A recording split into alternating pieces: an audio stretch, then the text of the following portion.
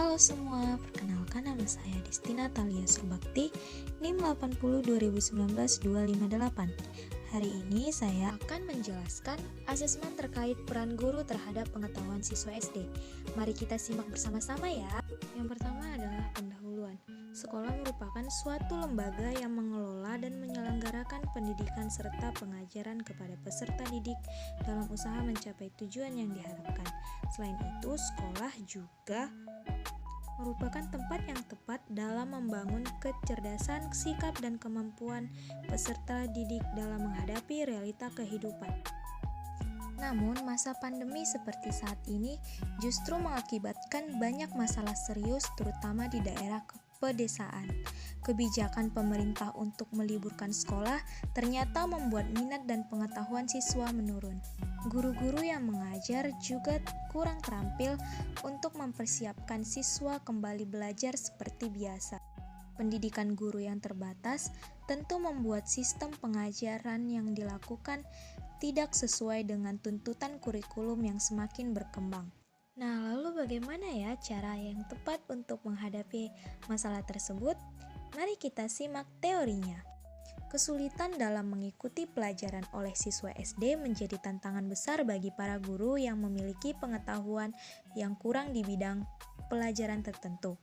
Teori yang dikembangkan oleh Carl Rogers menjadi salah satu ide yang dapat membantu siswa untuk memahami pelajaran yang dianggap sulit dan tidak menarik.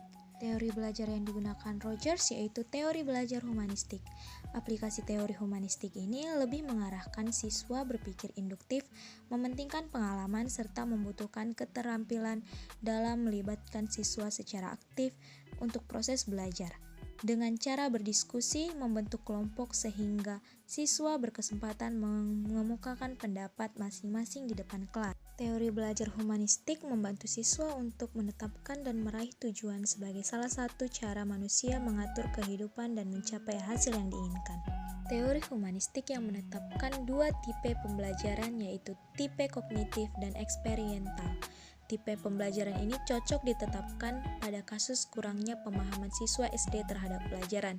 Guru perlu menghubungkan pengetahuan akademik siswa ke dalam pengetahuan bermakna melalui pendekatan yang melibatkan siswa dalam menerapkan pengalaman tanpa pemberian hukuman, membiarkan siswa belajar secara bebas tanpa penekanan. Nah, selanjutnya adalah rancangan program.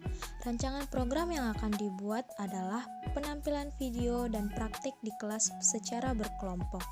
Penampilan video oleh guru secara singkat diharapkan dapat meningkatkan pengetahuan kognitif anak-anak didiknya dengan membuat rancangan program bernama Belajar Kreatif dan Menyenangkan. Guru mempersiapkan video singkat animasi yang diharapkan dapat membantu anak didik. Selanjutnya, guru mengajarkan praktik ringan untuk meningkatkan pengalaman siswa. Praktik ini dilakukan secara berkelompok.